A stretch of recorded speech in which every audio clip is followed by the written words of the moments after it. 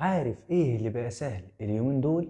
اننا نرمي كلمة ونمشي من غير ما نفكر الكلمة دي هتوجع مين ولا هتسيب اثر عامل ازاي.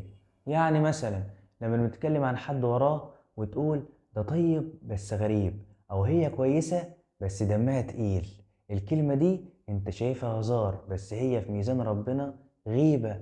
تخيل، ممكن تكون بتكسب ضحكة في القعدة بس بتخسر حسناتك عند ربنا.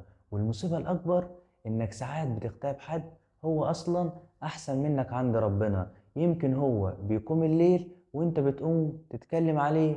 الغيبة مش دايما نية، أوقات بتطلع عفوي، بس ده مش مبرر. النبي صلى الله عليه وسلم قال: ذكر أخاك بما يكره، قالوا وإن كان فيه، قال إن كان فيه فقد اغتبته، وإن لم يكن فيه فقد بهته. يعني حتى لو اللي بتقوله صح برضه غيبة.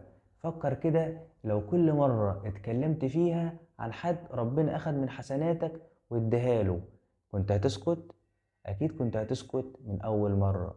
خلي بالك، الكلمة اللي بتقولها ممكن تبني أو تهد، ممكن تفرح قلب وممكن تكسره.